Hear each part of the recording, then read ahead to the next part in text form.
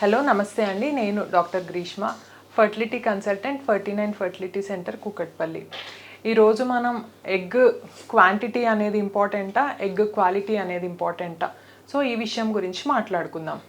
So మనకి egg quantity గురించి ఎట్లా తెలుస్తుంది అంటే, మనం డే 2 స్కాన్ చేసినప్పుడు, అంటే మనకి యాంట్రల్ ఫాలికల్ అంటే ఓవరీలో ఎన్ని ఎగ్స్ ఉన్నాయి అట్లా మనకి స్కాన్ ద్వారా తెలుస్తుంది ఏఎఫ్సి.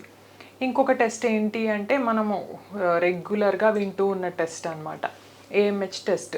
ఈ ఏఎంహెచ్ హార్మోన్ అనేది చిన్న చిన్న ఓవేరియన్ ఫాలికల్స్ ద్వారా ప్రొడ్యూస్ అయ్యే హార్మోన్ కాబట్టి మనకి సైకిల్ ఎప్పుడు చేసినా కానీ మనకి రిజర్వ్ ఫాలికల్స్ ఎన్ని ఉన్నాయి అనేది ఒక ఐడియా అనేది వస్తుందన్నమాట. సో మరి ఏఎంహెచ్ తక్కువ ఉంటే పిల్లలు పుట్టారా అంటే అట్లా అని ఏమీ లేదు. మనకి క్వాంటిటీ కంటే కూడా క్వాలిటీ అనేది ఇంపార్టెంట్ అనమాట. మనకి పీసీఓలో ఈ ఏఎంహెచ్ హార్మోన్ ఎక్కువ ఉన్నా, ఏఎఫ్సి ఎక్కువ ఉన్నా కూడా పిల్లలు పుట్టడంలో స్ట్రగుల్ అనేది చూస్తూ ఉంటాం. అట్లాగే మనకి అంటే కొంచెం ఎగ్ కౌంట్ తక్కువ ఉన్నప్పుడు కూడా వాళ్ళకి తొందరగా న్యాచురల్గా కూడా కన్సీవ్ అయిపోవడానికి ఛాన్సెస్ ఉంటాయన్నమాట.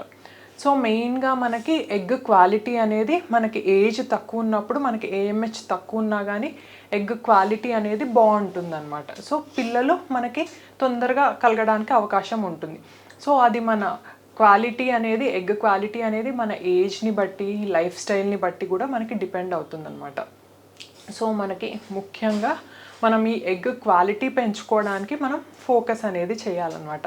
సో అది మన లైఫ్ స్టైల్ని బట్టి, అంటే మనం స్ట్రెస్ తగ్గించుకోవడము, బ్యాలెన్స్డ్ న్యూట్రిషన్ తీసుకోవడము, స్లీప్ సరిగ్గా ఉండేటట్టు చూసుకోవడము, ఎక్సర్సైజ్ అనేది ఇంపార్టెంట్ అనమాట. సో ఇవన్నీ మనం ఇన్కార్పొరేట్ చేసుకుంటే healthy life style, smoking, alcohol intake ఇవన్నీ లేకుండా ఉంటే మనం ఎగ్ క్వాలిటీని డెఫినెట్గా పెంచుకోవచ్చండి. Thank you.